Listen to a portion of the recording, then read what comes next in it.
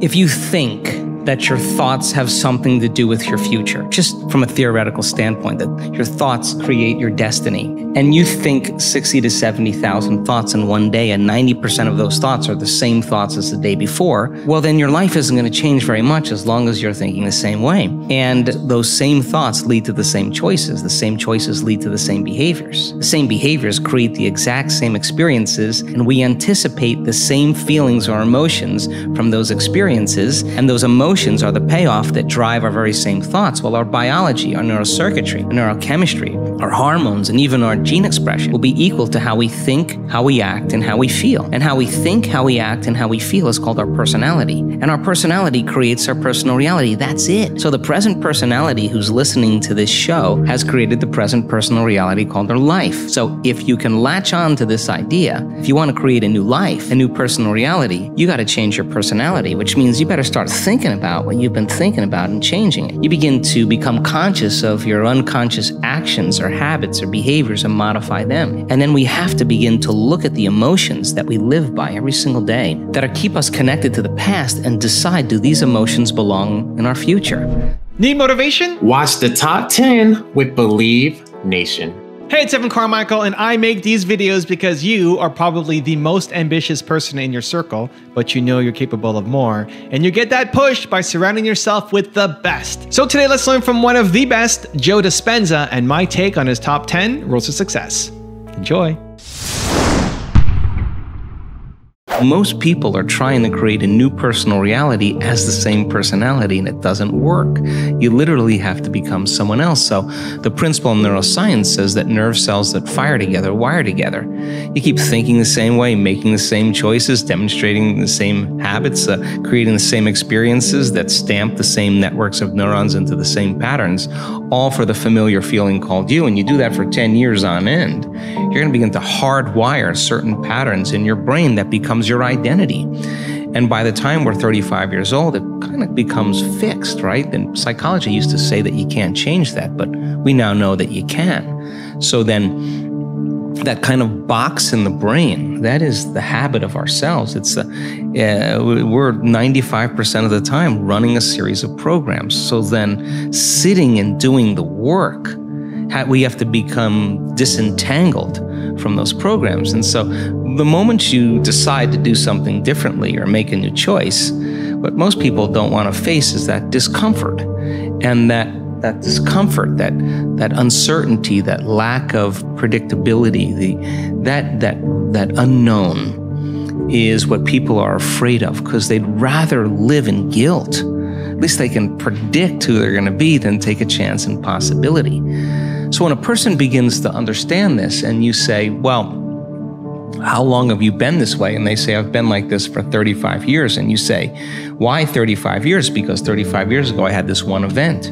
Well, the stronger the emotion you feel from the reaction from that event, the more altered you feel inside of you, the more the brain narrows its focus and freezes the image and takes a snapshot. And that's called a memory, right? So then forget the memory. Just overcome the emotion, because it's the emotion that keeps you anchored to the past. So that sounds really good theoretically, but when you step out into that unknown, into that void, the body really is in a habit. And what a habit is when the body becomes the mind. Or if you're thinking about that past event and it's producing an emotion, well, you need an image and a feeling to start the conditioning process. So the body's either conditioned into the familiar past or it's hardwired in the predictable future, because it wakes up every single day and runs through the same series of routine actions.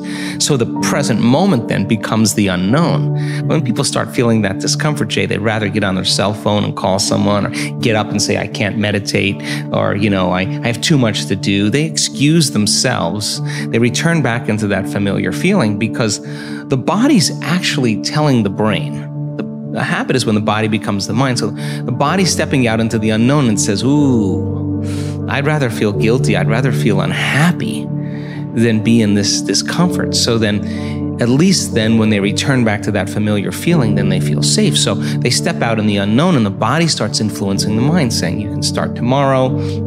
You're too busy, it's your mother's fault, it's your culture's fault, I don't have enough money, this isn't gonna work.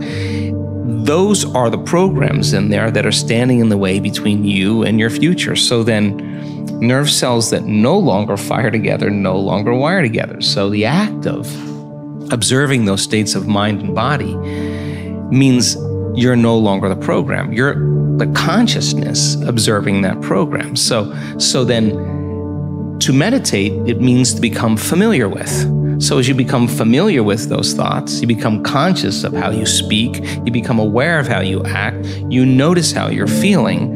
The more conscious you become of those unconscious programs, the less unconscious you'll go in your waking day. Why? Because it's not enough to just have a great meditation and get up and get on the freeway and get in traffic and getting stressed. You just return back to the old self again. Our job then is to sustain that modified state of mind and body the entire day. And if you can, get ready, because something different or unusual is going to begin to happen in your life, and it will come as a coincidence or a synchronicity. And that's breadcrumbs from the divine saying you're on the path, just keep doing it. There'll be another one, just keep staying in that energy. And so teaching people then to understand that there's a formula that we now know, that if you apply that formula, you'll begin to see those changes. And now, as people are doing it more and more effectively, the results are going up as well. We just had Bond University. They just took a whole bunch of my brain scans from 10 years ago. Huge clinical study, a lot of analysis, and they're blown away by the speed in which the community can change brain and heart coherence. They know how to do it. It's not something that's separate from them. They've practiced it enough times that they now know how to do it. So what's the significance of that? Well, really simple. In your life, if you start returning back to the same reactions, to the same people and circumstances, you're returning back to the old self. So you got to stay conscious in your life. And if you're not being defined by a vision of the future, then you're left with the memories of the past, and you will be predictable in your life. So crossing that river of change from the old self to the new self, there's a neurological, a biological, a chemical, a hormonal, a genetic death of the old self. But if you teach people there's something on the other side, they won't give up on themselves. They'll keep going. So there's enough evidence to encourage people. And you can't tell me you're too old to do this work. You can't tell me you're too sick to do this work. You can't tell me you had a turbulent past, or that you're too overweight or too underweight or too out of shape, or you can't even tell me that you've never meditated before. In fact, some of our greatest scans are people who just have never meditated before, that are not trying to do anything. They just follow instructions. So our community now is beginning to understand that it is possible, and they go all in, not 50% in, not 60% in. If we do a week-long event, we got 1,000 people or 1,500 people, and they are all in. And that when they start getting beyond themselves, that first day or second day, once they start getting beyond themselves and that magic starts to happen, then I have no idea. I can't predict what's going to happen next. And it's usually pretty exciting. Rule number 2, step into the unknown. We do have beliefs that feel good to us because those beliefs are based on past experiences, and those emotions keep us attached to the belief chemically. It's in our biology. And we tend to think neurologically and feel chemically within experiences then that are connected to the past. So when our beliefs are challenged, we hold on to the emotion, like Jesus had a brother, what? That doesn't feel right. You know, he was married to Mary Magdalene, what? You know, I mean, people freak out because they've been conditioned, and they want to hold on to that because that then ensures a future that they can rely on. When you step out of your belief systems and stepping into the unknown, you are now leaving behind your past. And then, so then, do you have the faculty and the ability to create? Do you have that ability? If not, because then in order for you to go from that old belief to a new belief, then you better have a plan. And you better be willing to have a new experience that is no longer a wishy-washy belief. It has to be a very strong impression in your biology that comes with an accompanying experience that then changes your biology to understand you believe something else. But that's not the end either, because then you have to question from that point, what is the next belief that helps you to understand the next thing? For example, let's talk about it on two levels, and time out here for a second. I don't care, we can go to 11:30 here. Oh, beautiful, thank you so much. It was a good conversation. So think about this. The person in our work who, I'll use a simple example, has a very, very difficult marriage. And her marriage falls apart, her husband was abusive, and lived by the stress hormones for an extended period of time. Of course, all her energy is going for some threat in her external environment. She has no energy in her internal environment for growth and repair. No energy for long-term building projects. The body is in vigilance. It's always anxious. She's anticipating something bad happening all the time, and she's got food allergies to everything. She's allergic to her environment. She comes to the event, she does the work, it takes her 3 months, and all of a sudden, in one event, she has a breakthrough, and she's eating anything she wants. Now, she's changed her belief about her past because she's no longer saying, I am this way because of my relationship with my husband. See, because when you say, I am this way because I had an abusive father, I am this way because I had a difficult marriage, I am this way because I got fired from my job, what you're saying is, I haven't changed since that event emotionally. And so now you're viewing your future through the lens of the past. When you overcome that emotional state, a memory without the emotional charge is called wisdom. Now you're ready to create a new future, because if you're still attached to the emotion, you're still attached to the past, and you can't create a future. Right. So all of a sudden now, the person has a transformation. She has a shift. She knows that she's liberated from that anxiety. She feels it. And as a result of it, in a matter of moments, Ben, her biology reorganizes to a new mind. And now she's eating, I'm watching her eat pizza, I'm watching her eat a hamburger, she's laughing, and it's sustained. But that's not the end. Because if she's healed herself, then the next question is, I understand the physics and biology of what I've done. Is it possible if I heal myself that I can heal another person? Now my belief is being challenged again. Now I'm challenging my current belief. Is it possible? Well, I don't know. I haven't had the experience yet, but if I'm thinking it and I understand the semantic, philosophical, theoretical, intellectual information, can I initiate it? Can I apply it? Can I personalize it? Can I demonstrate it? Can I modify my behavior in some way based on my last experience to have a more evolved experience? And that more evolved experience will be outside of my beliefs currently, but I understand the science, and if I can get my behaviors to match my intentions, and I've done it to myself, and quantum physics says is that consciousness is non-local, well, hell, if I can create a coherent signature here, I should be able to do it in another person. So then when the experience occurs, now I have more circuitry in my brain that's enriched, I have a new feeling in my body, and I feel like a healer. I already feel like a healer because I've healed myself, but let me see if I can heal someone else. I'm going to bring up that emotion, and it may take me a few times. And I'm telling you, that woman, we did a coherent session where we're healing another person, and the person laying down there was a woman from London who had a exposure to a bacteria in India 20 years ago who had food allergies that couldn't overcome that bacteria. And I watched this woman synchronistically, unbeknownst to the woman laying down there, lay a coherent energy in that person's body, and that woman was healed. I had dinner with her in London, and she was eating salmon and rice and everything else, and she said, I don't know what happened, but I got healed. Now that person who did the healing, her belief was challenged, and because she had the experience, she asked the greater question. So the greater question then led to the next experience, but it's not enough to do it once. You got to be able to repeat that experience. You got to make it scientific. Right. You got to make it a skill. And this is where people stop. Like they have the one experience and say, I'm a healer. No. The fact that you have the experience means you should be able to reproduce that. So then you keep pushing the boundaries of your beliefs. That's called evolution.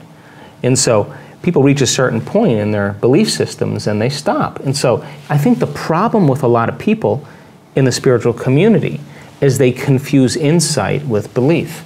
Like, oh, you know, I have anxiety. So the reason I have anxiety because of a chemical imbalance in my brain. That's what my doctor told me. And I get panic attacks, and I got a panic attack on a plane, and I'm afraid of planes and crowded places. And so now that you know that you have a chemical imbalance in your brain, does it heal your anxiety? No.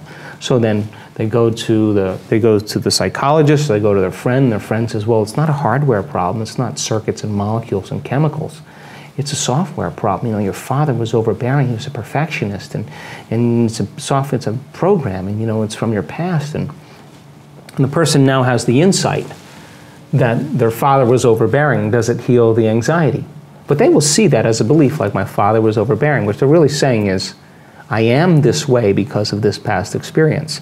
So then they go to the psychic, and the psychic says you were burned at the stake in Carcassonne in the 1500s, you're a charismatic Christian, the memory's burned in your soul.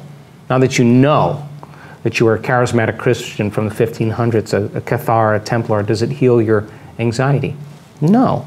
So then you go to the astrologer, and she says, you know, Mercury's in retrograde, don't leave the house for 6 months, it's the reason the way you are. And so they develop beliefs that are within their emotional acceptance.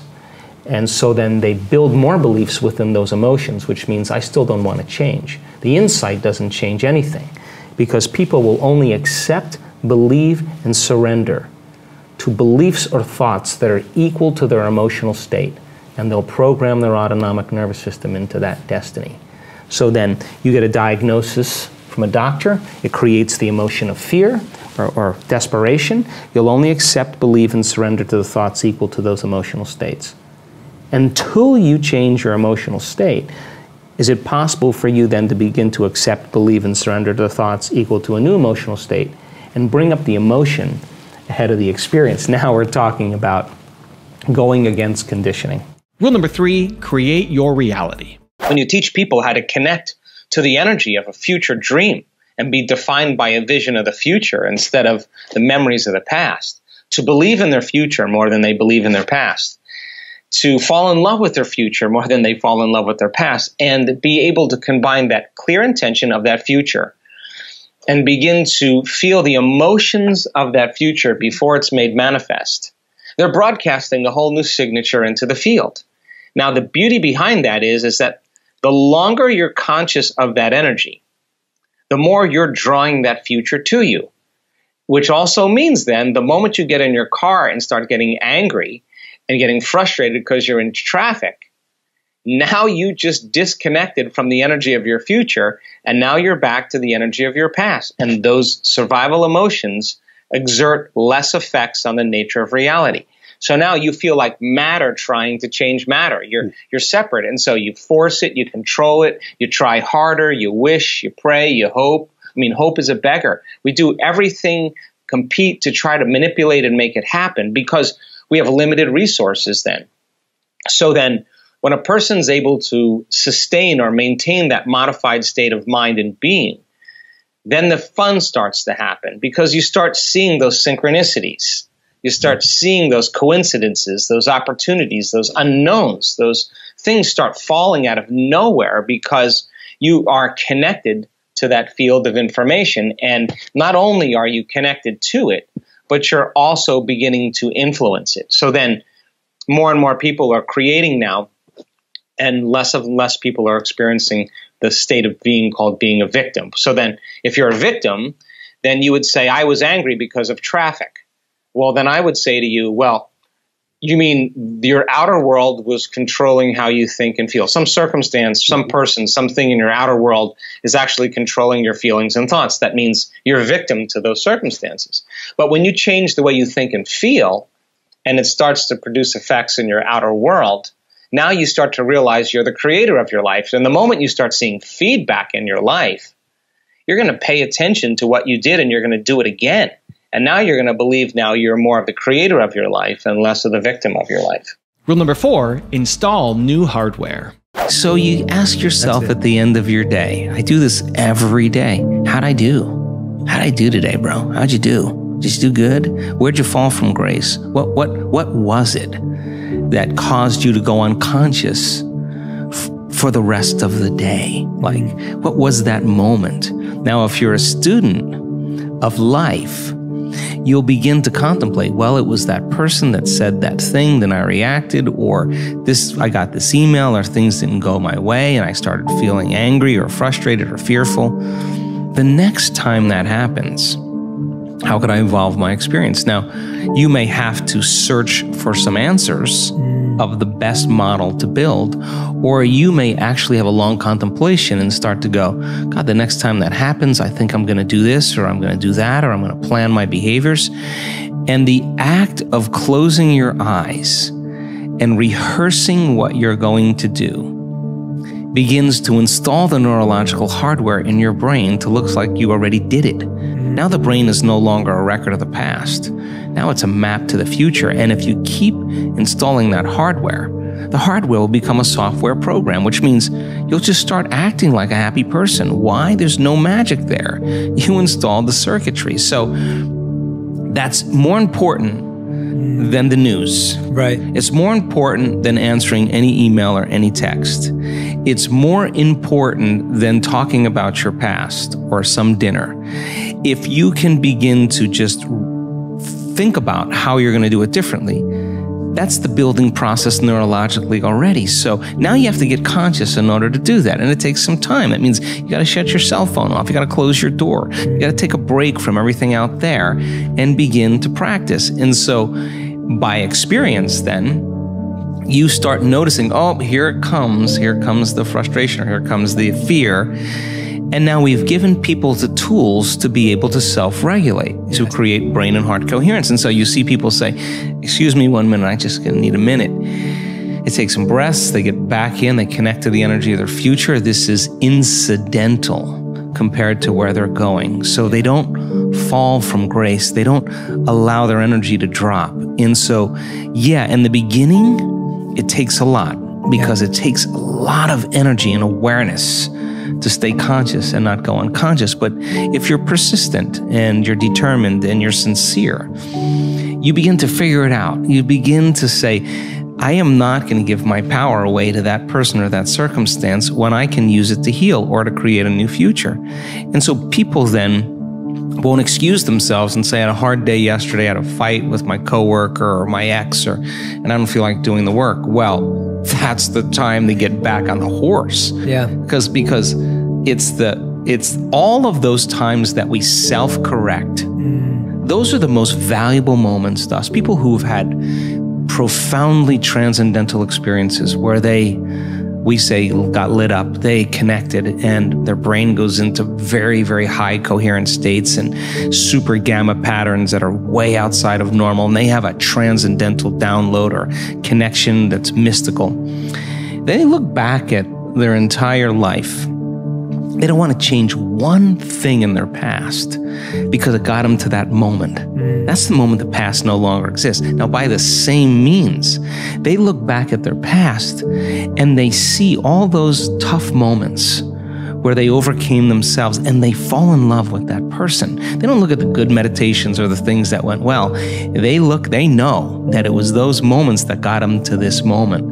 And I think then that's when they begin to understand that all of the hard work, all the effort in who we become makes, no one can take that away from us. So then once we arrive at that level and we experience whatever the dream is or whatever we create, the next thing is do it until you fully enjoy it. And then when it gets boring or predictable, let's go again. Let's do something else. Yeah. And I think that's evolution.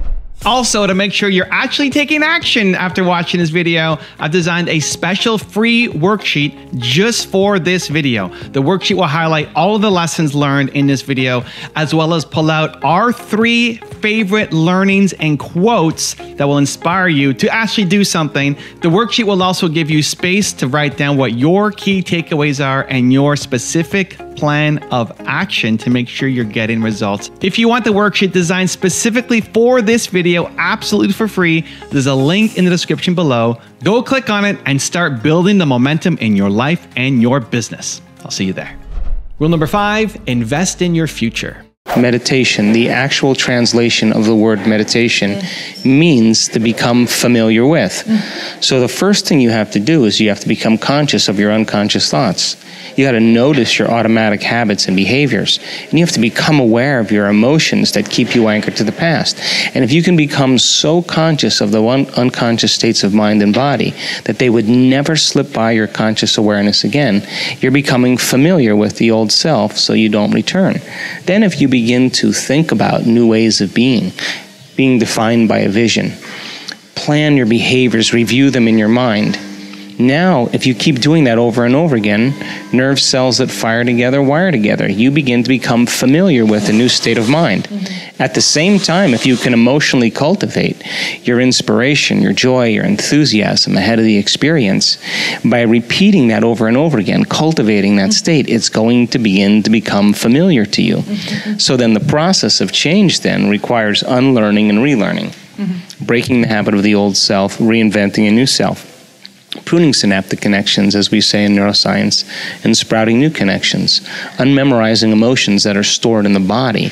Then here's the key, reconditioning the body to a new mind and to a new emotion. It's literally moving from your past to your future. It's losing your mind and creating a new one. And so then when you begin to understand that in that process, it's going to feel a little bit unfamiliar, uncomfortable. And if you can relax into that, instead of going back to the past, continuously invest in your future, sooner or later, it'll begin to become easier and easier and easier. And all of a sudden, when you least expect it, something amazing is going to happen in your life. And when that event begins to occur, you're going to pay attention to what you did inside of you now to produce the effect outside of you. And that's called human empowerment. And there isn't a person in the world that's excluded from this equation. Rule number 6, develop beliefs that serve you. If people are really, really believing that their astrological sign determines their destiny, then they will look for, based on their perception, the correlations that are equal to their belief system. I don't particularly believe that because I'm born at a certain time under a certain house that has anything to do with me creating the life that I want to have, right? So many people will, though.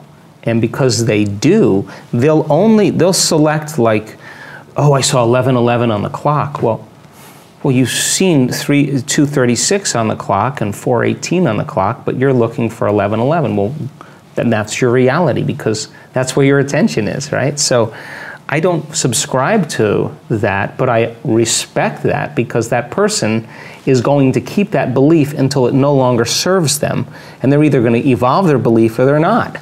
And if they don't, so be it. But if they do, they're going to realize sooner or later it's not working for them. I have certain beliefs right now that I honestly am questioning that I still think are limited beliefs. But in order for me to change those beliefs, I'm going to have to come out of my resting state, have to step out into the unknown and really check to see and execute in a very different way. Now, to build on that model, then it's going to require 1 foot in the practical world and 1 foot in the mysterious world. Sure. Because I can't control all the events that happen in my life, but I can certainly make choices that are going to bring me closer to those experiences. Now, I also know from experience that when I'm living by the hormones of stress and I'm living in survival, that you and I and everybody else is always going to try to control the outcome, to try to force the outcome, to try to get in the way, try to analyze when it's going to happen and how it's going to happen. Now, when that occurs, we're really bad. We're competitive, we're manipulative, we'll hold on to things, we're deceitful, we're greedy, because that's what those chemicals do. So we're always trying to control and force the outcome because, in a sense, we feel separate from something greater. We feel like we're matter trying to change matter. We feel like we're vibrating at the same speed as everything else, and so we have to get what we want, means we have to go and get it. And so then people start mixing spiritual principles with that phenomenon, right? So then that's not what I'm talking about, because I'm talking about if you're able to understand that when you're living by the hormones of stress, that your senses are heightened and that you're a materialist trying to define reality. If you can't see it, feel it, taste it, smell it, it doesn't exist, and you're getting ready for something bad to happen and be prepared and protect yourself, and that's how most people live, then everybody's doing that. Everybody's matter trying to change matter, and sooner or later we're going to bump into each other and there's going to be sparks, right? So then, is it possible then that instead of being defined as a body, living in an environment in a particular time, that if you were to close your eyes and disconnect from the external environment, to sit your body down and to transcend time and to become nobody. You have the biological machinery to do this, to become no one. You're not a face, you're not a man, you're not a documentary filmmaker, you're not your past, you're not your future, you're not a husband, you're not your body, you're not your emotions, you're not your habits, you're not the predictable future or the familiar past. You're pure consciousness. Now, if you are going to heal your body by thought alone, if you are going to create some event in your external environment by thought alone, and if you are going to transcend time by thought alone, then you have to become thought alone. And so when people start to really realize that they can change the neurocircuitry in their brain by thought alone, send new emotional signals that begin to select and upregulate new genes and downregulate other genes, and it may take knocking on that door for extended periods of time till finally the gene is programmed. Because it took them 10 years to program the gene for the disease, it may take them a few years to reprogram the gene. Now we're talking about pragmatist. We're talking about someone who's applying some principles. And so then when that occurs, and the energy that was sitting in these hormonal centers of survival, of anger and fear and guilt and shame, the energy kind of moves up a little bit. We've measured this. Heart starts to open, gets more coherent. The field around the body begins to grow. We've measured that. The person feels more like energy, less like matter. They feel like more like wave, less like particle. They're not afraid of the unknown. Let's go ahead and answer that really quick. I'm sorry, he's in like the greatest part right now. You said knocking on the door. I was like, yeah. Ironic. Oh, thank you. All right, hopefully you didn't lose your train of thought. So they're not afraid of the unknown. Mm-hmm. They're craving and they're trusting in the unknown. And that kind of expanded energy is now they're no longer enslaved emotionally to the past. They're no longer an identity that's connected to a disease. They're no longer a body who's addicted to an emotion. They're no longer trying to forecast the future based on the past. They're no longer a man, they're no longer a woman, they're no longer a nurse, they're no longer black, they're no longer white, they're no longer anything. They are completely poised in the present moment. And that present moment produces a liberation of energy because the body is no longer held to the chains of the past. And that liberation of energy then begins to produce a biological transformation in the brain and the body. We've seen it. The brain gets highly coherent, gets super organized. The person feels whole. We've measured that. Their heart moves into a state of joy and love and gratitude. We measured that. The field around their bodies and hands, we measure that. And the person could no longer cares about the future or the past. They're happy in the present moment. They no longer want anything because they're whole. And if you're whole, it's impossible to want. And that's the moment it happens. And so kind of this paradox that begins to occur. So why am I explaining it like this? Because I want to answer the ultimate question of what you're asking, is that there's an intelligence that's giving us life.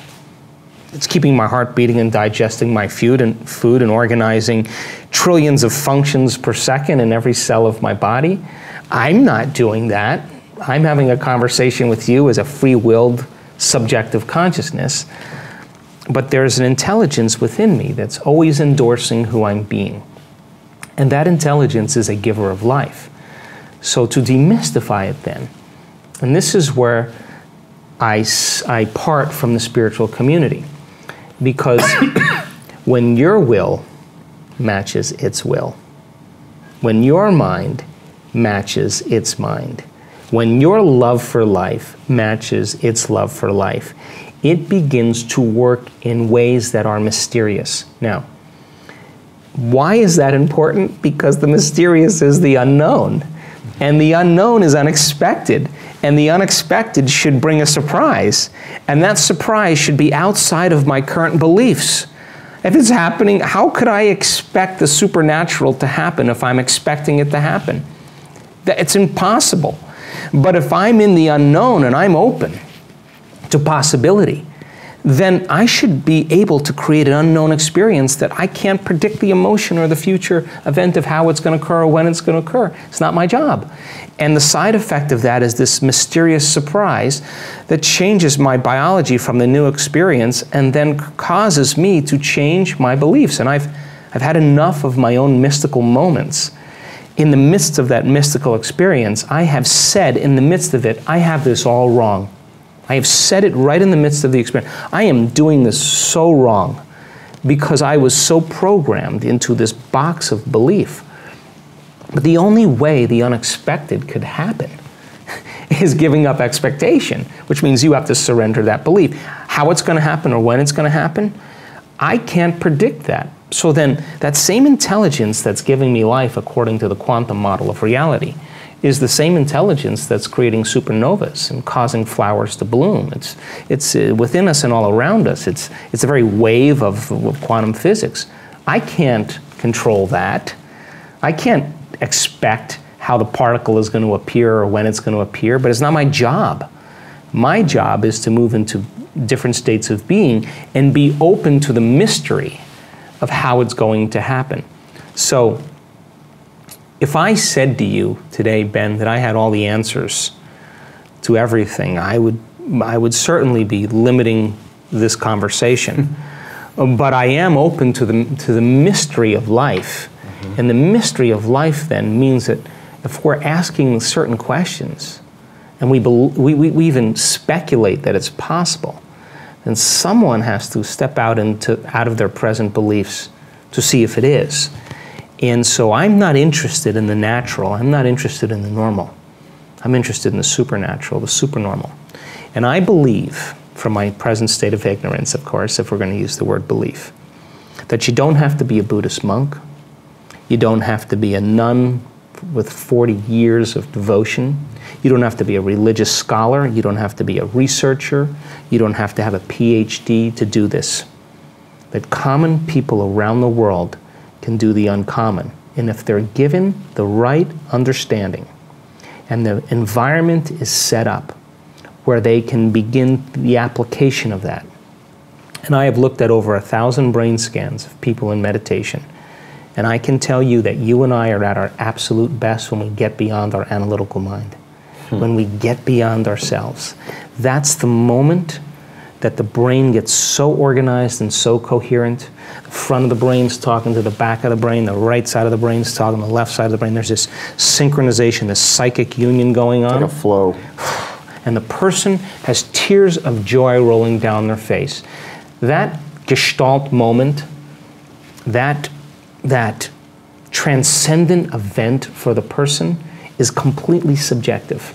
But my interest is measuring that subjective experience. True. And we're capturing amplitudes of energy in people's brains that are 26,000 to 40,000 times normal during that experience. Now, they can't make their brain do that. It's happening to them. And the inner event that's happening to them is more real than any past event. And that's the moment I know their belief is changing.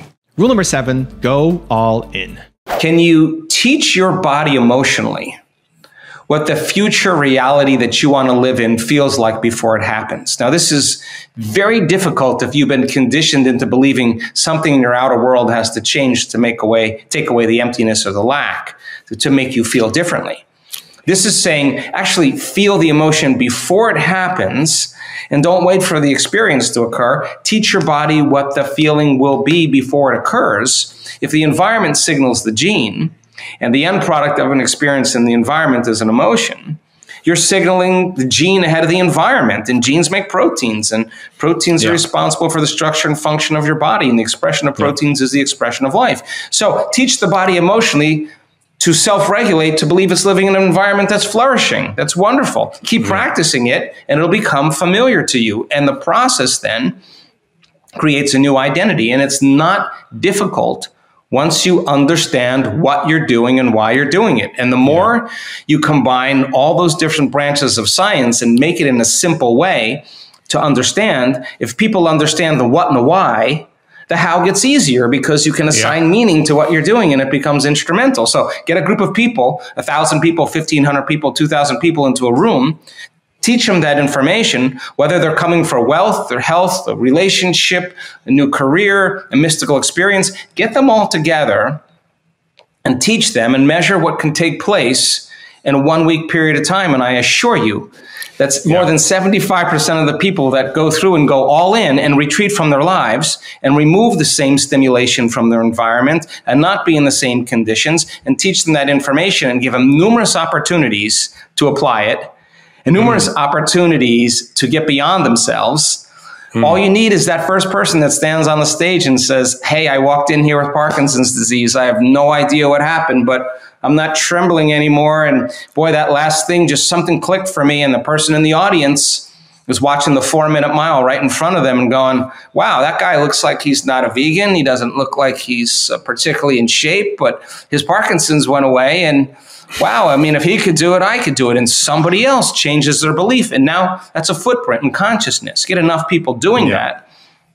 By the end of the week, you're going to see things. We've seen blind people seeing, deaf people hearing, not once, not twice. Really? We've seen people with strokes for 10 years lift their arms up again. We've seen people step out of wheelchairs, people on crutches, drop their crutches. I mean, you see the body literally recalibrates to a new mind. And they're not intentionally trying to do anything. They're just becoming somebody else. But the process of overcoming is the process of becoming. And if you teach people that formula and you get just 1 or 2 people doing it, it's just going to become an infection and it's going to wellness and it's going to spread just like disease. Rule number 8, have a vision. I think it's a time in history where it's not enough to know. It's a time in history to know how. And if you think about it, most people live their life in a habit. They think the same thoughts, they perform the same actions, they live by the same emotions, but they secretly expect their life to change. But how you think, how you act, and how you feel is called your personality. And your personality creates your personal reality. That's it.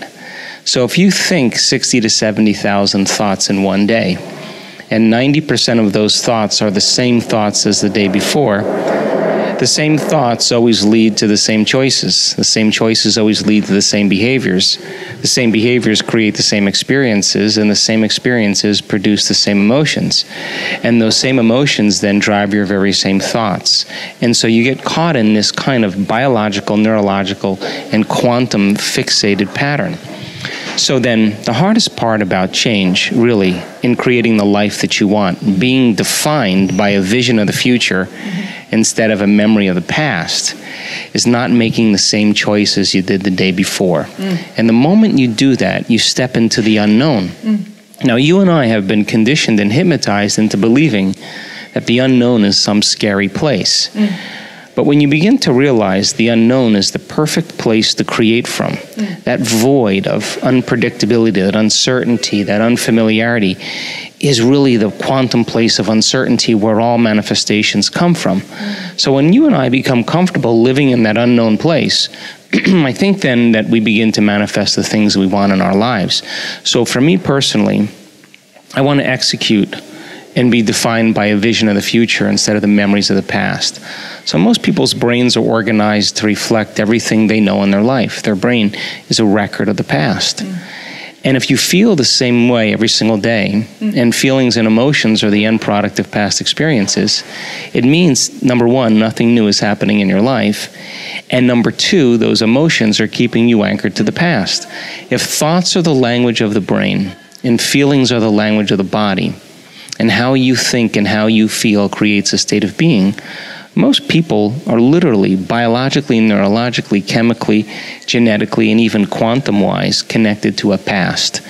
So then the question is, the fundamental question is, can you believe in a future that you can't see or experience with your senses yet, but you've thought about enough times in your mind that your brain is literally changed to look like the experience has already occurred. Now, the latest research in neuroscience and neuroplasticity tells us we can change our brain to look like the event has already occurred.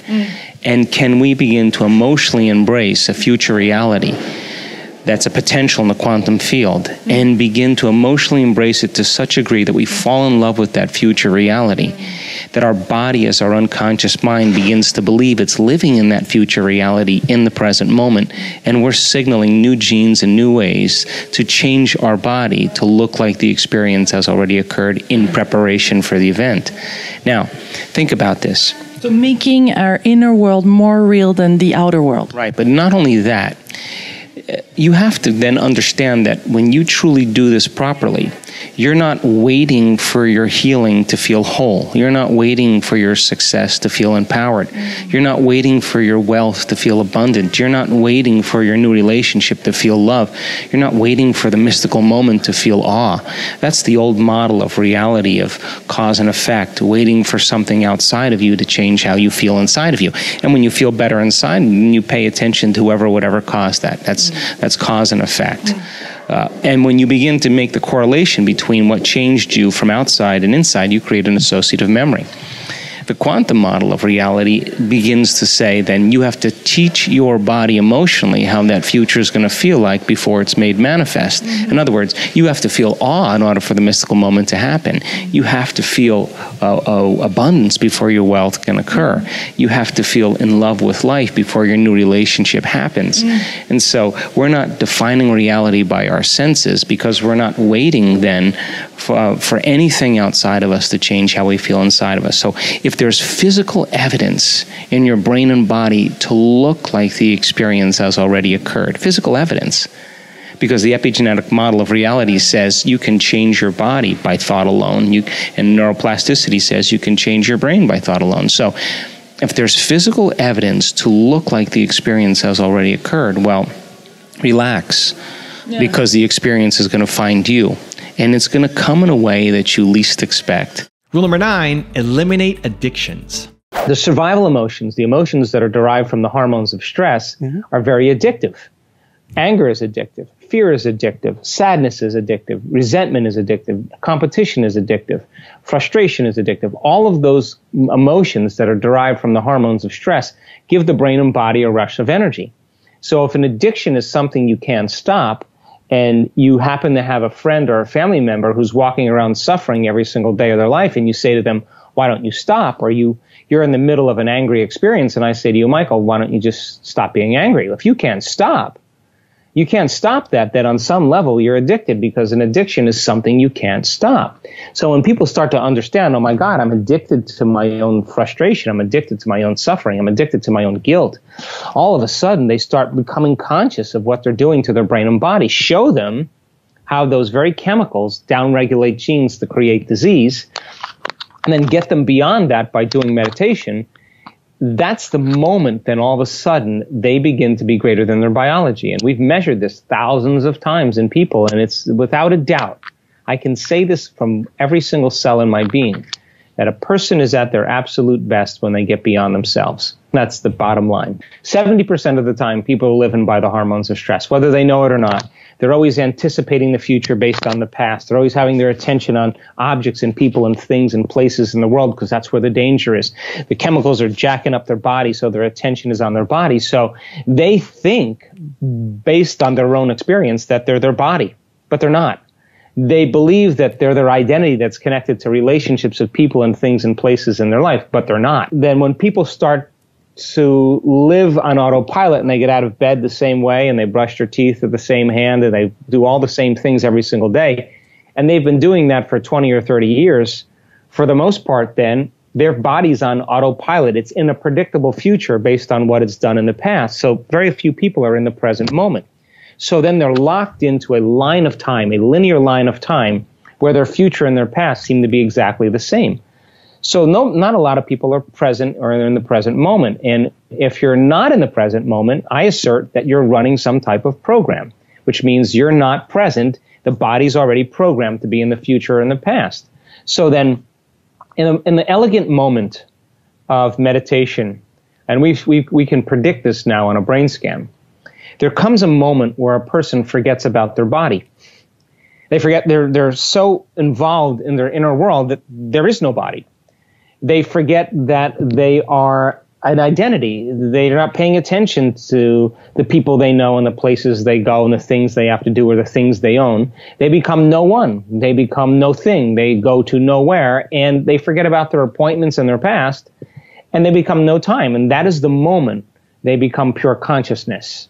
That is the moment that they begin to disconnect from their biology. And who you are, to answer that question, is a consciousness that's manipulating the brain and body to produce different levels of mind.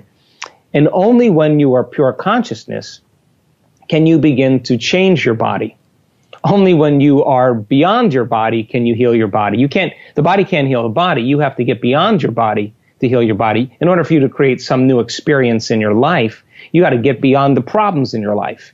In order for you to create some new future event in some future time, you got to get beyond predictable linear time.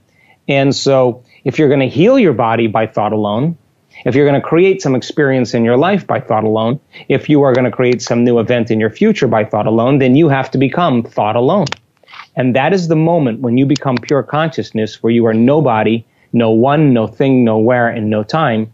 That is the moment that you're no longer constrained by those laws. That is the moment your consciousness, free-willed, subjective human consciousness, merges with the quantum field, the objective universal consciousness. Mm-hmm. And when they come together and you come back to awareness, you take a piece of it with you and you become more like it. You become more willful. It has an amazing will. You become more mindful. It has an infinite mind. You become more conscious. It has a great consciousness. You become more loving. It's a lover of life. You become more giving. It's a giver of life. Its nature becomes your nature. And so teaching people how to do that is the art. So then when you understand that we now know that there's certain ways to do that help people get there faster. And rule number 10, the last one before some very special bonus clips, is live a stress-free life. According to the psychological and scientific model, the majority of people in their waking day, in a normal day, spend about 70% of their time living in stress. And living in stress is living in survival. And the actual definition of stress is when your body's knocked out of homeostasis. Stress is when your body's knocked out of balance. The stress response is what your body innately does to return itself back to order. Right. You have 3 types of stress. You have physical stress, like trauma, injuries, accidents, falls. You have chemical stress, like bacteria, viruses, blood sugar levels, heavy metals in food, hangovers, whatever. And you have emotional stress, like traffic jams, internet connections, second mortgages, single parenting, 401ks, family tragedies. All of those things knock the brain and body out of balance. Now, all organisms in nature can adapt to short-term stress. A pack of coyotes chases a deer in the forest. The deer outruns the coyotes. The stress is over. The deer returns back to homeostasis and it grazes again. The event is over. When the deer perceives a threat in its external environment, it turns on a primitive nervous system called the fight or flight nervous system.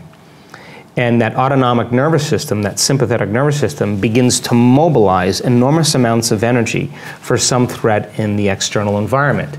Now, deer has all its physiology changed, all the blood is sent to the extremities, heart rate increases, respiratory rate increases, pupils dilate. The 1,300 chemicals that are created in a matter of seconds is to cause the deer to survive in some difficult condition. Now, human beings have the same mechanisms, and when we perceive a threat in our external environment, like a lion, we are going to run or fight or freeze. But if you've had problems with your coworker, or you've had a very difficult experience with your mother-in-law, the moment you perceive your mother-in-law or your coworker, you have a past experience with them, you're going to turn on the same primitive nervous system just like you were being chased by a lion. So what was once highly adaptive now becomes very maladaptive, because when you're mobilizing all of that energy, you are going to operate in very predictable ways. You're going to be an amped up animal with a big memory bank. So that your blood flow is going to go to the hindbrain and away from the forebrain, which means you're going to react instead of think, rationalize. But human beings, the privilege of being a human being is that we can make thought more real than anything else. That's the privilege. So then you can begin to forecast some future worst case scenario. And you can attend to that thought to the exclusion of everything else. And you can focus on it to such a degree that you will begin to anticipate the event and produce the same chemicals as if you were in that experience. And you're knocking your brain and body out of balance just by thought alone.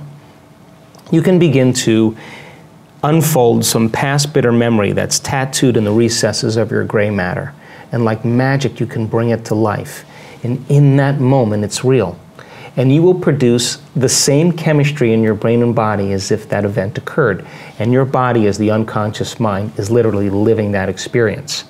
So then, when we're living by the hormones of stress, and you turn on that stress response, and you can't turn it off, now you're headed for some disease. Because no organism in nature can tolerate living in emergency mode for extended periods of time. So if 70% of the time a person's living in survival, living in stress, in survival, what we do in order to survive is we are going to select the worst case scenario. And we are going to begin to plan our behaviors and our emotions in that experience, because anything less than the worst case scenario means we have better chances of survival. So we plan for the worst, we emotionally embrace it, and anything less means we can survive. So out of the infinite potentials in the quantum field, anxiety really represents a poor imagination, but it's highly adaptive if you're living in survival, because you got to get ready for that. So 70% of the time, people are selecting the worst case event in their life and emotionally embracing it, and they're programming their autonomic nervous system into a very specific destiny. And it turns out if you keep doing that and you create the emotions of fear and worry and anxiety, and you do that for 10 years or 5 years or 3 years, your body is going to unconsciously become programmed to fear. And it's going to have a panic attack without you. Try as you may with your conscious mind to control it, you've programmed it subconsciously, and now the body as the mind is running the show. So the hormones of stress create the emotions of anger, of aggression, of hostility, of violence, of frustration, of hatred, of fear, of anxiety, of guilt, of shame, of hopelessness, of powerlessness, depression. Those are all chemicals that are derived from the hormones of stress. And when we live by the hormones of stress, we become very selfish. Why? Because when you're in survival, you got to take care of the self. Your attention is on your body, right? Your attention is on your external environment. There's predators out there. The rush of adrenaline causes the senses to become heightened, and you're a materialist, and you're trying to predict the future because there's better chances of survival if you can predict the future based on the past. And when that occurs then, over time, the body begins to break down, because it's a scientific fact that the hormones of stress downregulate genes to create disease in the long term. So if you can turn on the stress response just by thought alone, and the hormones of stress can make you sick, then your thoughts can literally make you sick. So the question is, if your thoughts can make you sick, is it possible then that your thoughts can make you well? If you give people sound information, and then they can repeat that information, they're wiring it in their brain. They're creating a new model of understanding. If you show them how to apply that information, if they do it properly, they will have some type of transformation. That transformation isn't something that causes people to feel bad or unworthy. It causes them to open their hearts. It causes them to feel joy, to feel gratitude. They feel differently. And if you're able to then create that elevated emotion and you teach people more information, they will continue to transform themselves, and that's called evolution. If you think the same thoughts always lead to the same choices. The same choices lead to the same behaviors. The same behaviors create the same experiences, and the same experiences produce the same feelings, and you're now caught in your old self. But new thoughts should lead to new choices, and new choices should lead to new behaviors. New behaviors should create new experiences, and new experiences should create new emotions, and that should inspire evolution. We say that your personality creates your personal reality. And your personality is made up of how you think, how you act, and how you feel. We could say that your personality is your state of being. So now, geniuses, if you keep thinking the same thoughts, keep demonstrating the same behaviors, keep living by the same feelings and emotions, your personal reality is going to stay exactly the same. But if you have new thoughts that lead to new choices, that demonstrate new actions, that create new experiences, that cause you to feel differently, you will begin to walk into a new future. How many people understand this? So most people try to create a new personal reality as the same personality, and it doesn't work. You literally have to become someone else. So, crossing the river of change, going from the old self to the new self, requires you stepping into the unknown. And if you are now in the unknown and you feel uncomfortable because you're leaving guilt behind, you leave unworthiness behind, you see, the biggest problem with most people is they want to create wealth, but they feel lack. They want a new life, but they feel unworthy. That's mind and body in opposition. And our research shows that you can teach people how to recondition their body to a new mind. And when that occurs, they begin to create very powerful things in their life.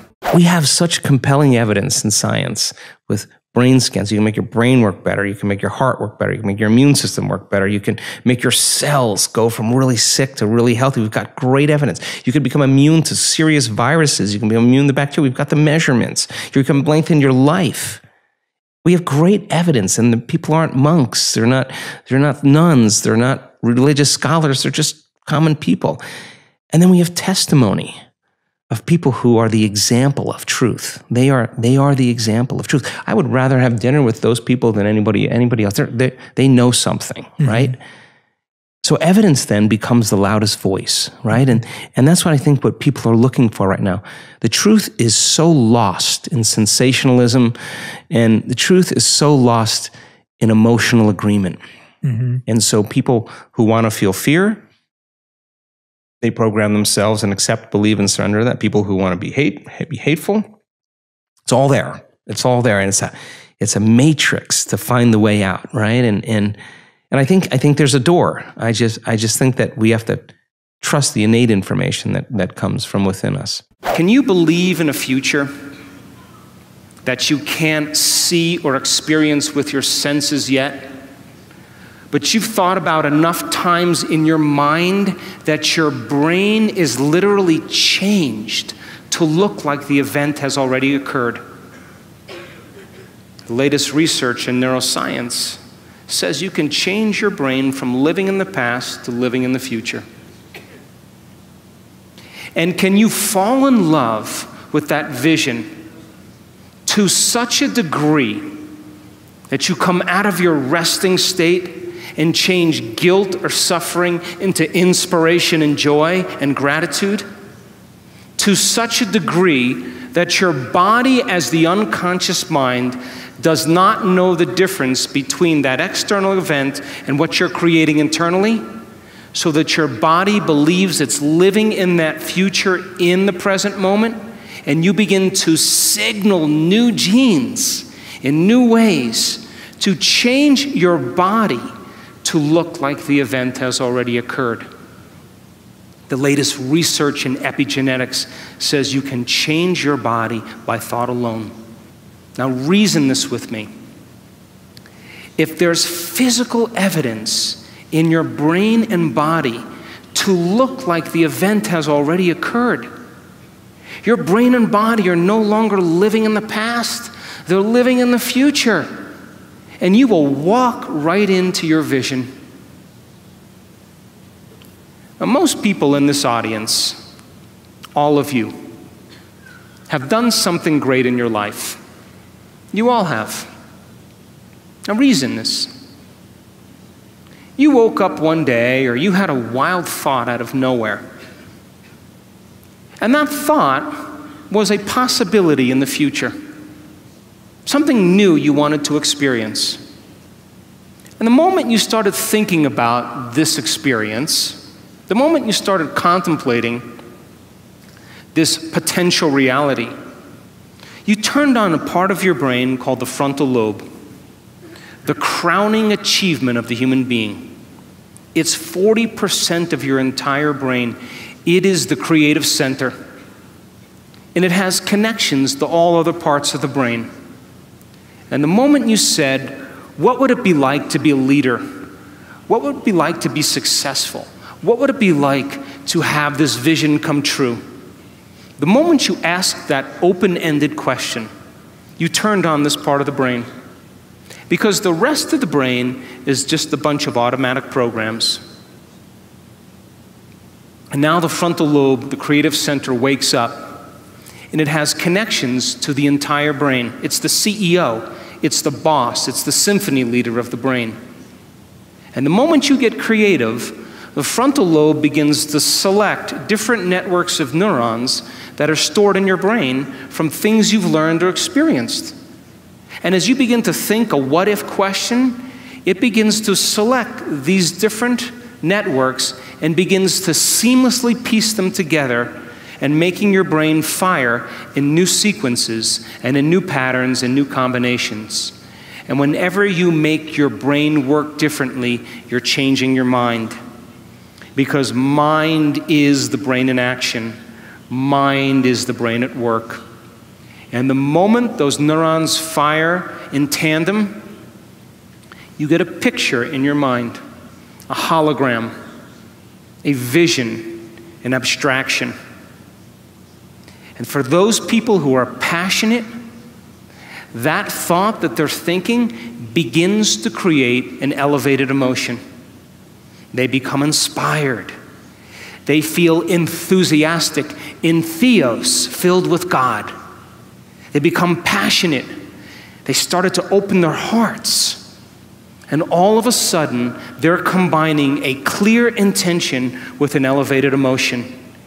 And it's the combination of a clear intention and an elevated emotion in our research over and over again that proves then the person now is changing fundamentally, changing biologically, changing internally.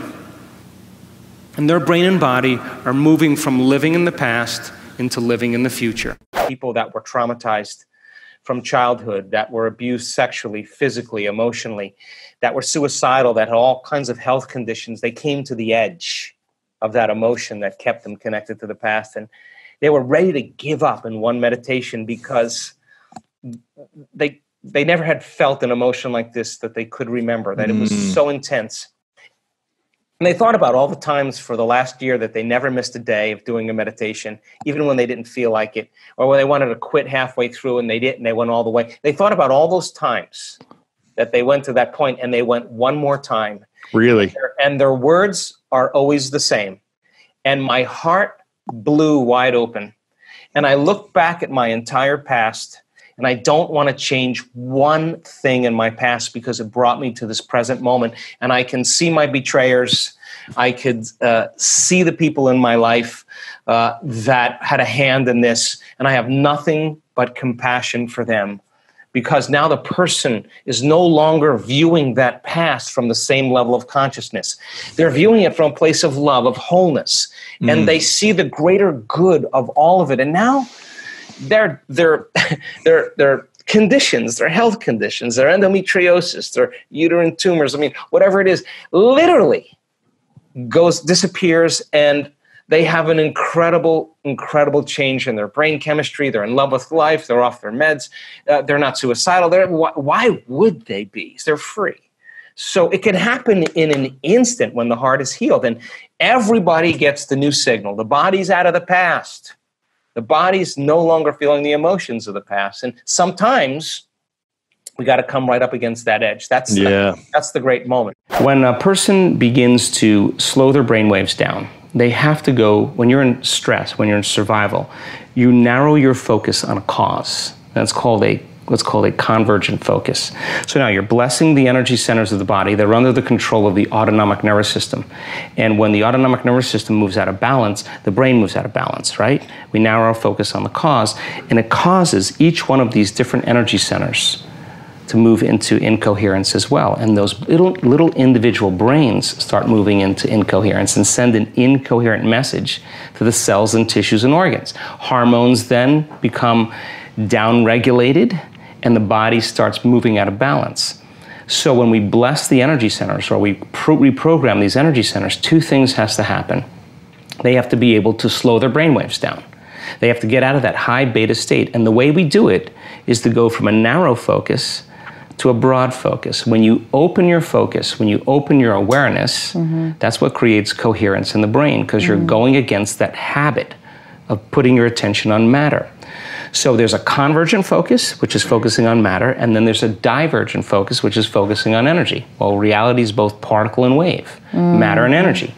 So if a person can slow their brainwaves down from beta brainwaves to alpha brainwaves, now they're starting to fall out of their thinking brain right into the home of the autonomic nervous system. If the person can't change their brainwaves, it'll never work, because they're in their neocortex in their thinking mind, right? So that's one thing that has to happen. The second thing that has to happen is that they have to practice both a convergent focus and a divergent focus. So by the convergent, you're focusing on, let's say I'm going to focus on this energy center, right? And then you move your focus to another energy center. Well, first you focus on that energy center, that's particle, and then you focus on the space around it, that's wave. And so when you open your awareness, and you're able to do that, and you're in your autonomic nervous system, you can put an intention there, which will create more balance in estrogen, more balance in your sexual organs.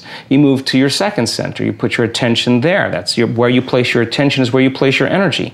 So now you're beginning to direct energy into that center. But now you become aware of the space around it. Why? To create coherence in that little brain. Send the coherent message to the cells and tissues. Go to your third center, right in the pit of your gut. Well, there's a huge celiac plexus there, or solar plexus. A lot of connections in there. So now put your attention. That's a big one. That's a big one. Always getting a lot of signs there. Here and here. Heart and solar plexus. Yeah, those are big ones. And you tune into that energy. Then you put your attention in your heart. It has its own individual brain. And when you make energy here, when energy finally arrives here, guess where it goes automatically? Straight up. We've measured it.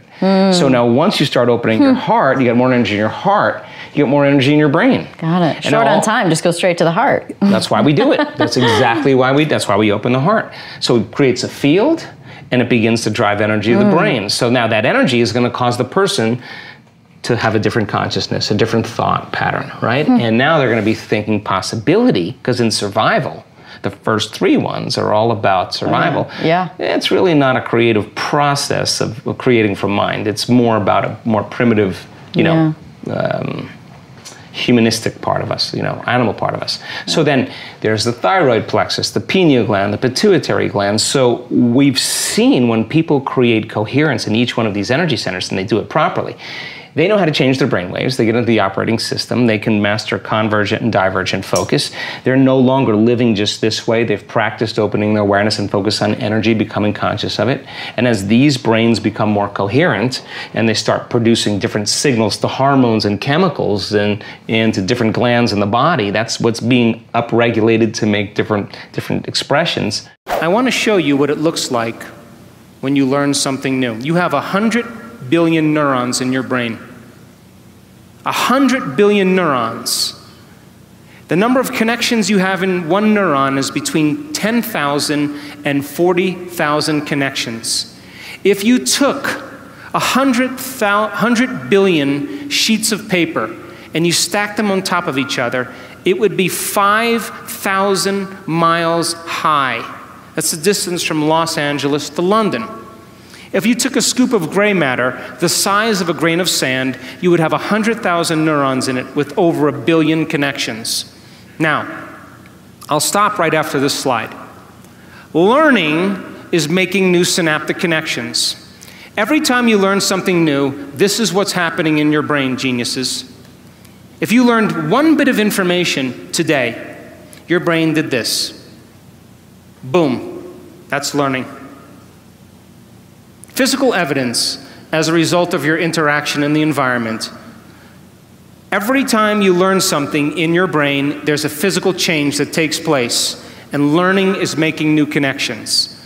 Are you with me? This is how fast it happens, too. That's learning. If you learn anything this week, you've made a footprint.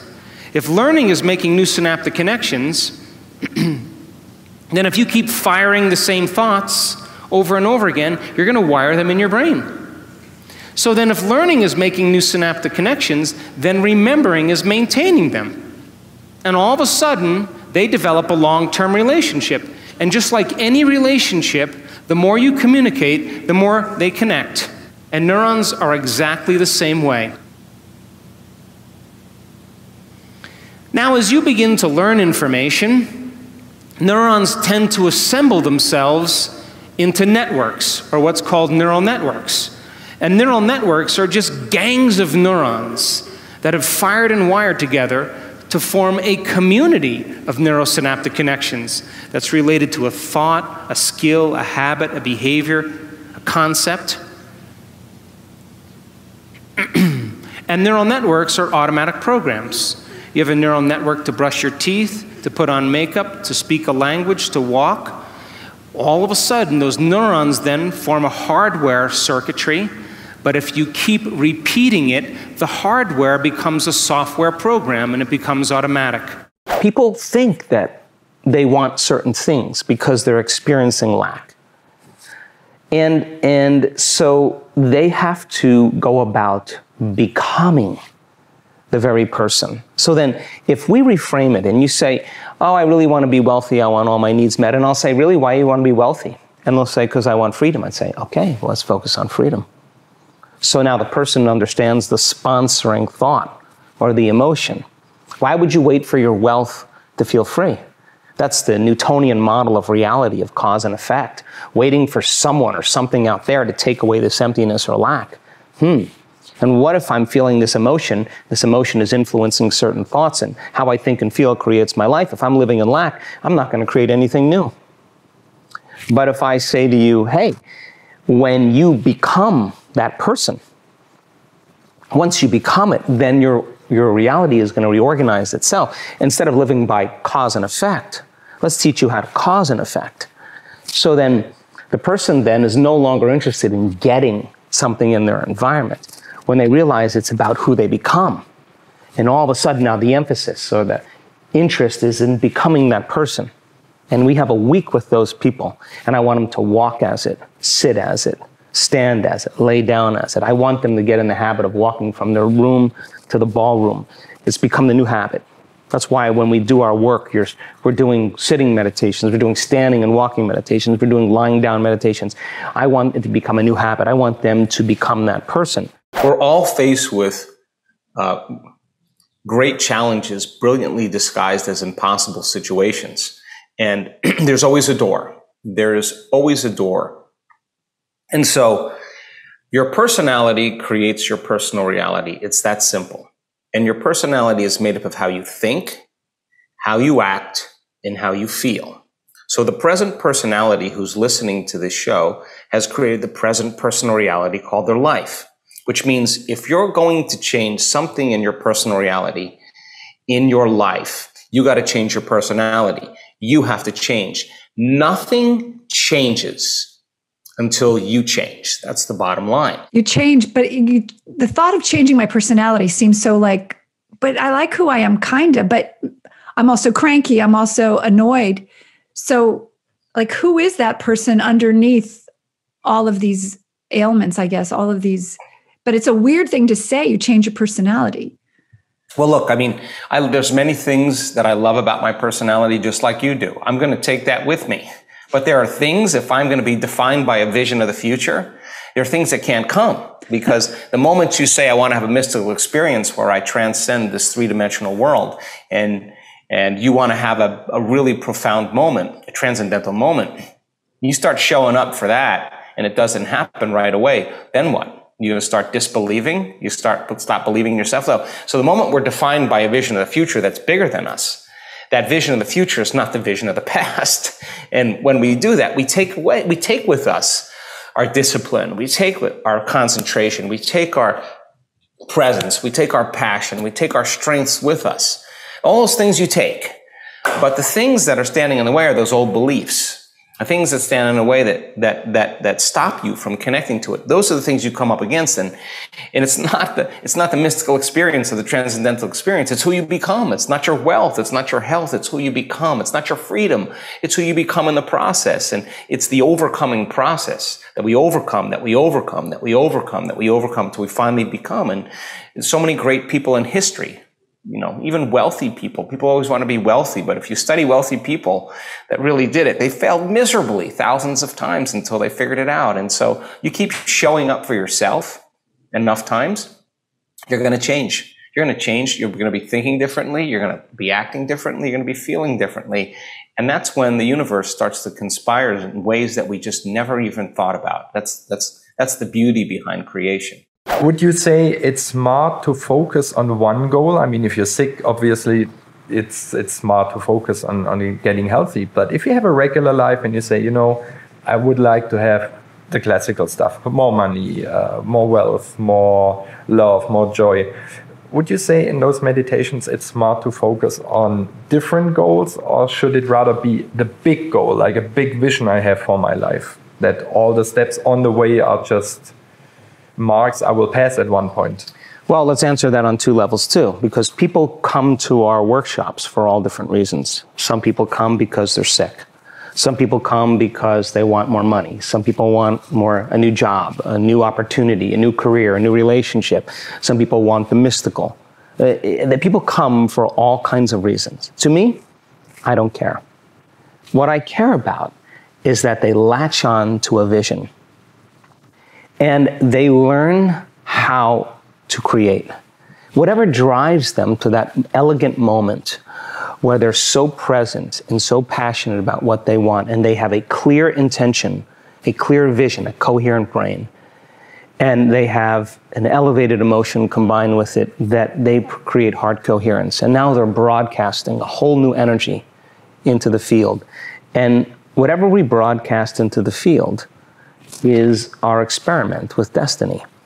So I want people to know the how, because we have plenty of people that have made millions and millions of dollars that were living in the backseat of their car or filed bankruptcy. We have plenty of people that were stage 4 cancer, serious health conditions that are healed. But really, people think they come for those reasons, but we come for wholeness. That's why we come. That when we feel so whole, and so happy with ourselves, so connected to something greater, if you feel wholeness, it's impossible for you to want. How can you want when you're whole? When you're whole, you feel like you have everything. So I want people to reach that point where they feel so whole that they no longer want, and that's when the magic happens. Teaching them that allows them to understand that when they come back to their senses, they open their eyes. They're not looking for the experience. They feel like it's already happened. And if you feel like it's already happened, why would you be looking for it?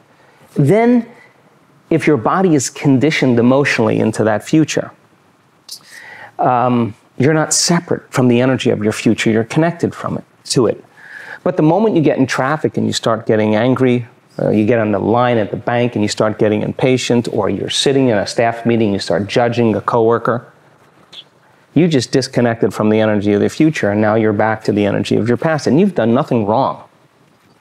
You just lost your connection to the future. Now, the importance of that is to notice that you're disconnected.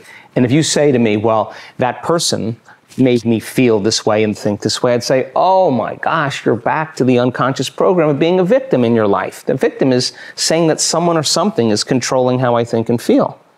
But a person who's producing outcomes in their life, all of a sudden they say, wow, the way I'm thinking and feeling is creating outcomes in my life.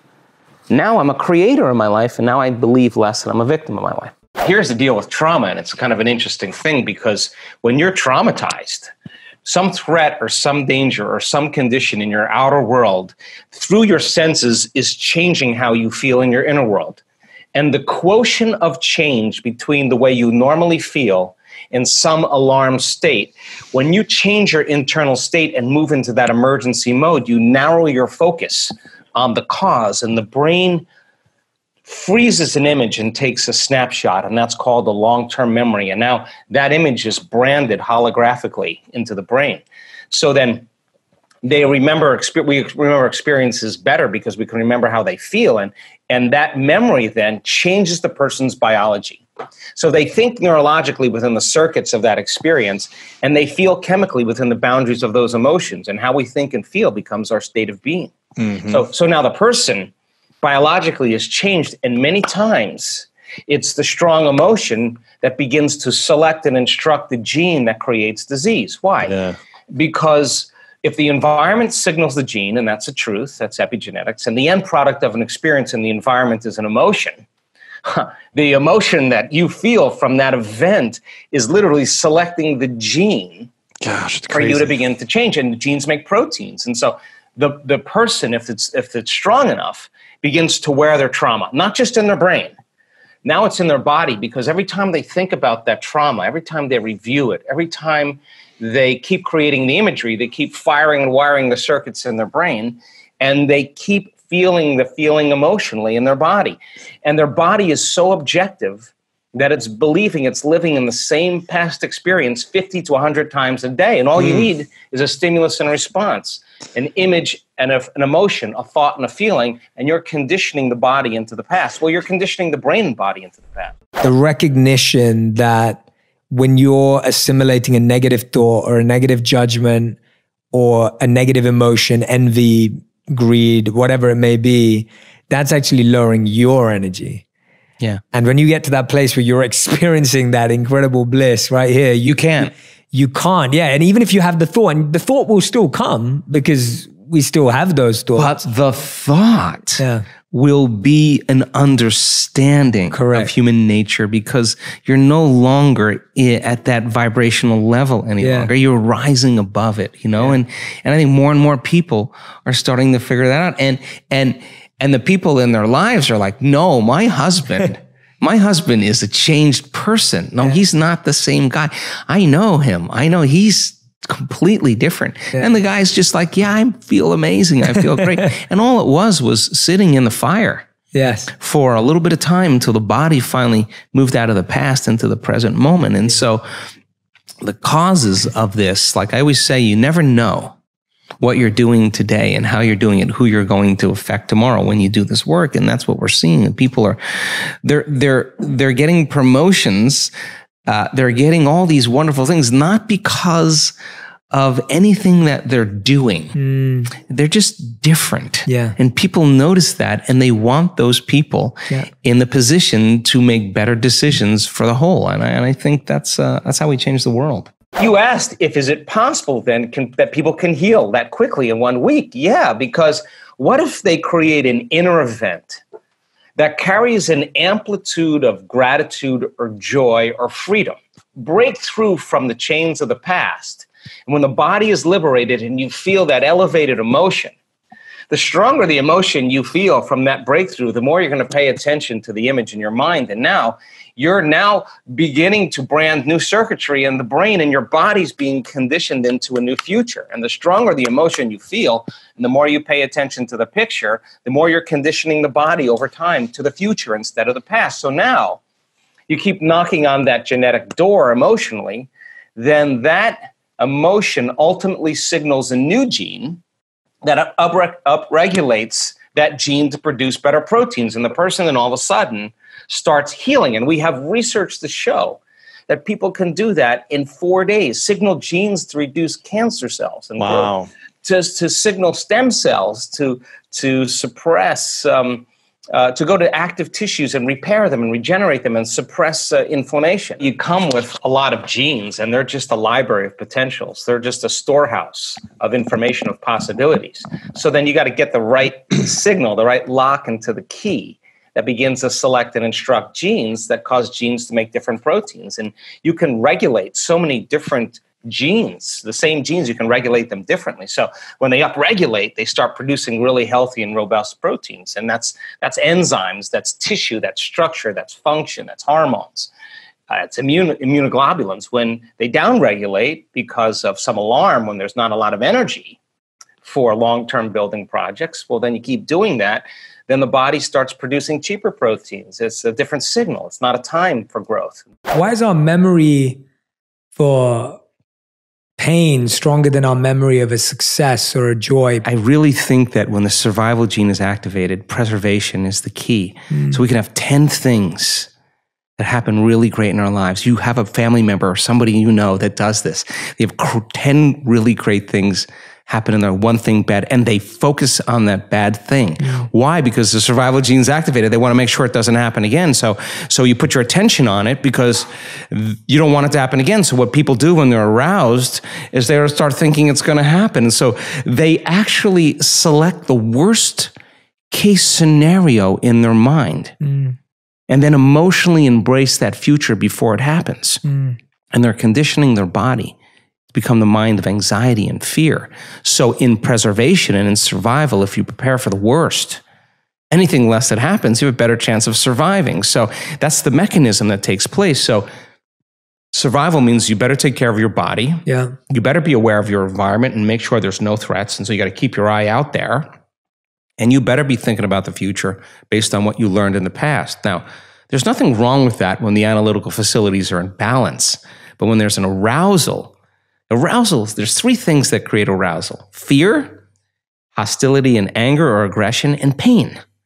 And that arousal drives the brain into these high states of what we call high beta. And most people need something or someone or some circumstance or some drug or some pill or some computer game to change that internal state. And the moment they notice a change in their internal state, then they pay attention to what's causing it, and they start developing a dependency on it, right?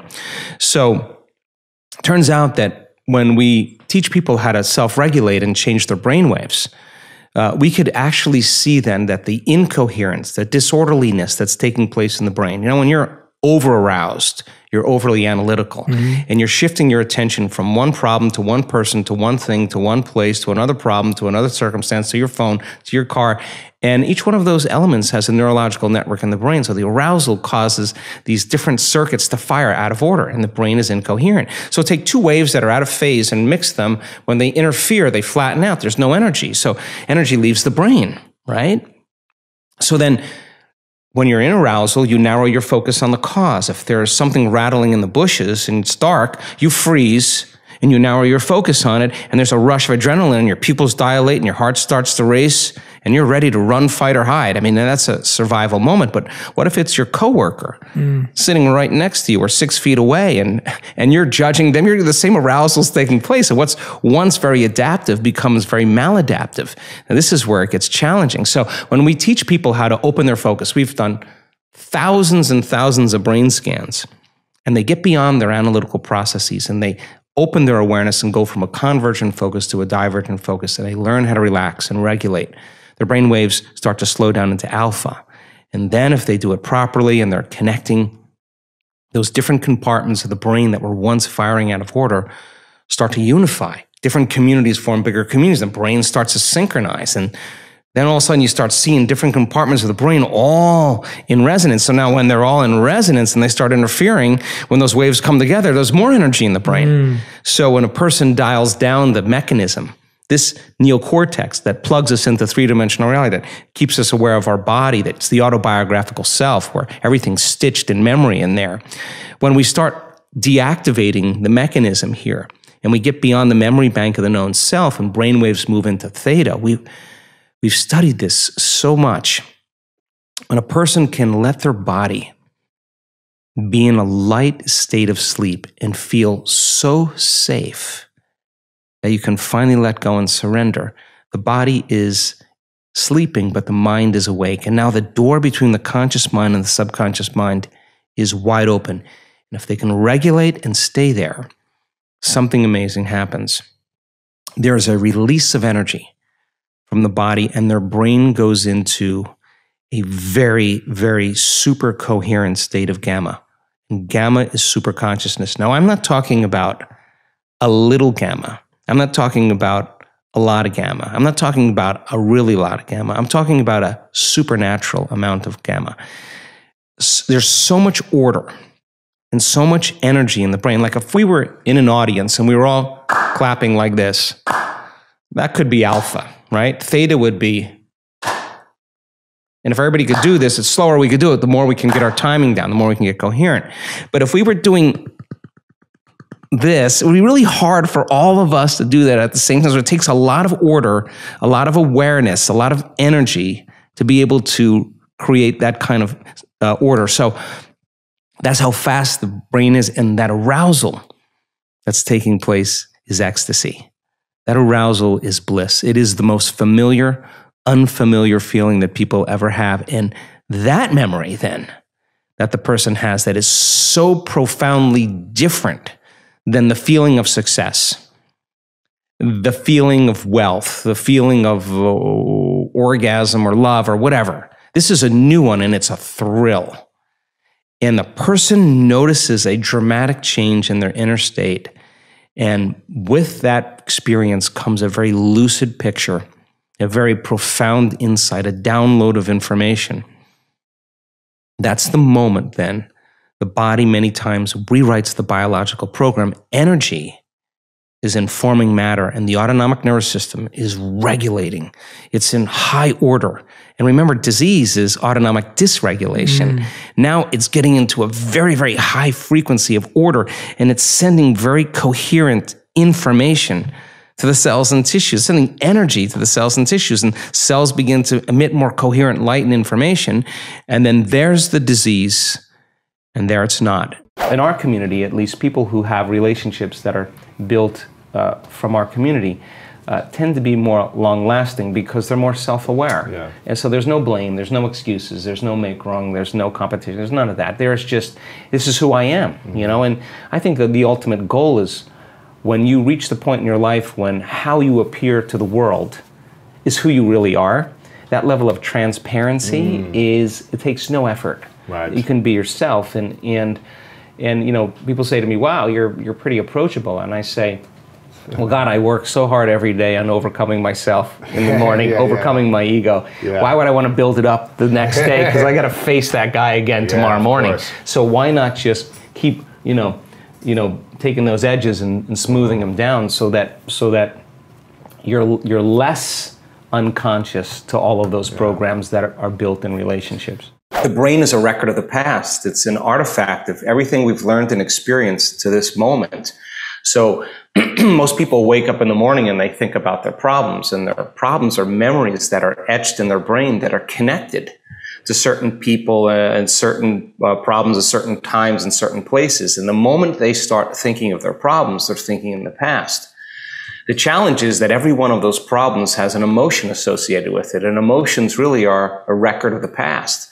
So the moment you feel unhappy, the moment you feel suffering, the moment you feel fear, now your body's in the past. So it's the thought being the language of the brain and the feeling being the language of the body, and how we think and how we feel creates our state of being. So many people reaffirm their state of being completely by the past. And so it only takes a thought and a feeling, an image and emotion, a stimulus and response to start the conditioning process. So we start to condition the brain and body, hardwire the brain, condition the body emotionally into the past. The problem is the body's so objective that it doesn't know the difference between the real life experience that's creating the emotion and the emotion we're creating by memory alone. The body's believing it's living in the same past environment 24 hours a day, 7 days a week, 365 days a year. So then the person gets up and then they run through the same routine as they always do. And in time, their body moves into a state of autopilot. Now their body is a set of programs, a habit that's dragging them into the same future based on what they did in the past. And so to change then also requires being greater than the emotions that have been conditioned into the body and the habituations that have been conditioned into the body in the predictable future. So we have to understand then that change requires not only being greater than the environment, but also being greater than our body, which is really, for the most part, been conditioned to be the mind. That's what a habit is.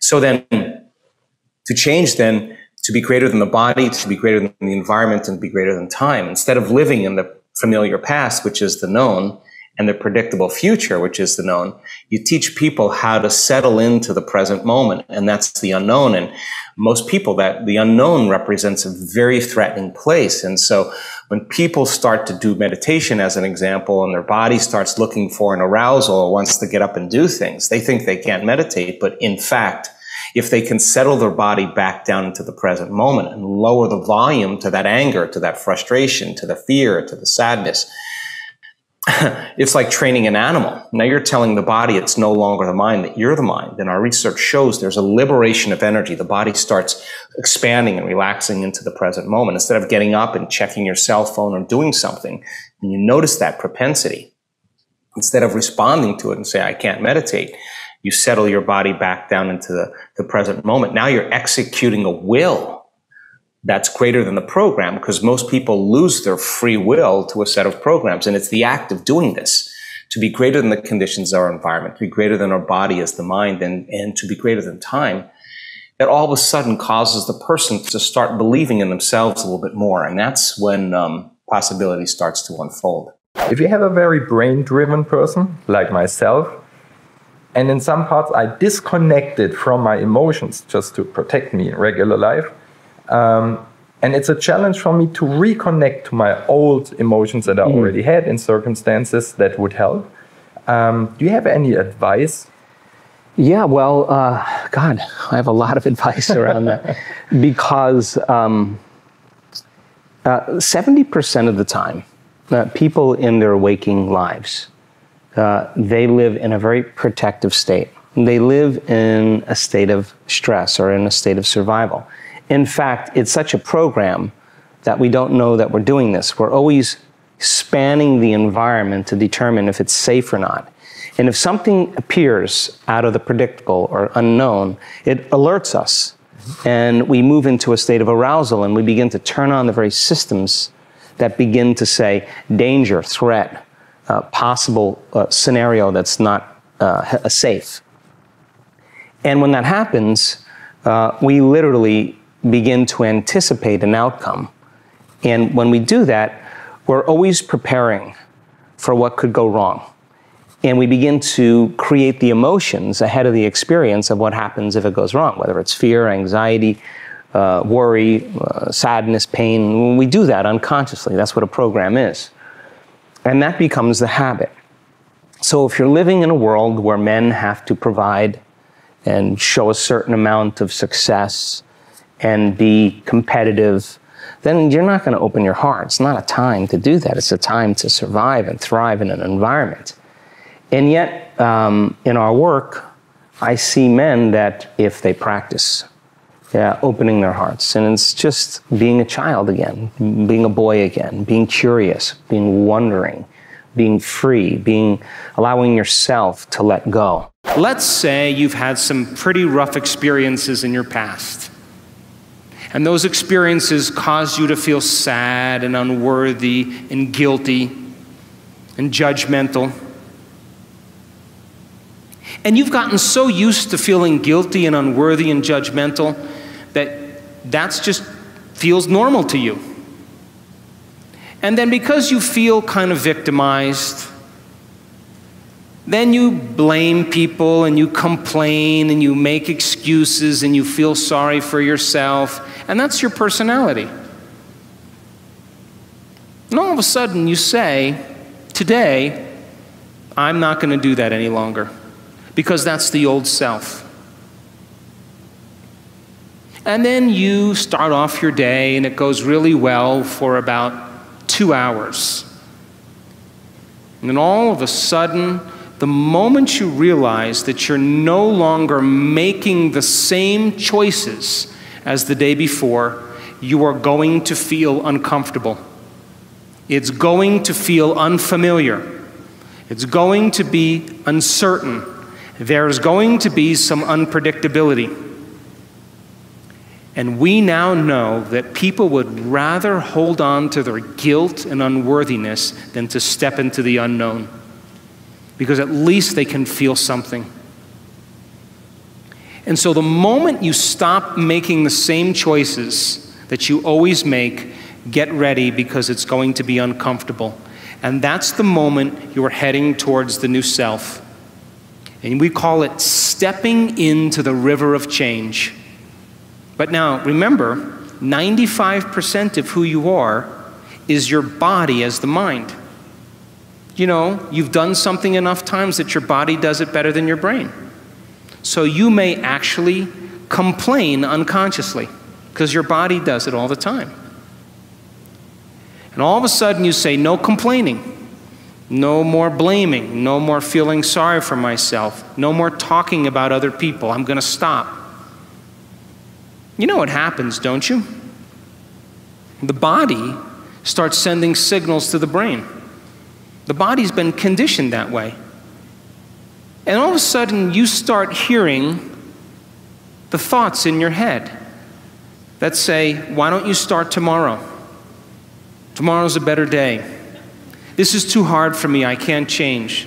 Something's wrong with me, it's my mother's fault. It's my ex-husband's fault. It's my ex-wife's fault. I'm this way because of this event. Or the most important one, this doesn't feel right. And the moment you respond to that thought as if it's true, that thought leads to the same choice, which leads to the same behavior, that creates the same experience, that produces the same emotion, and the person says, this feels right. That feels familiar. Going from the old self to the new self, stepping into that void, stepping into that uncertainty, is the biological, the neurological, the chemical, the hormonal, genetic death of the old self. And people will say to us, well, in that unknown, I can't predict my life or my future. And we always say the same thing to them. The best way to predict your future is to create it, not from the known, but from the unknown. And when you and I get comfortable in the place of the unknown, that's where the magic happens. And it never happens in the known.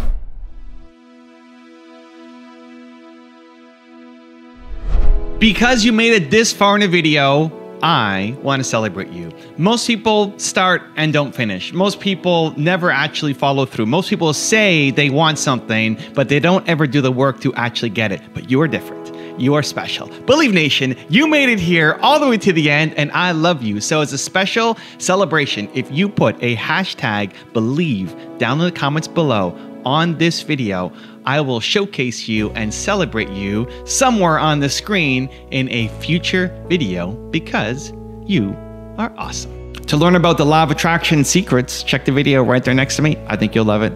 Continue to believe, and I'll see you there. Then I'm going to feel so great. Well, then they're back to the program, waiting for it to happen, for them to feel the emotion. They're believing their outer world has to change in order for them to feel better. There's no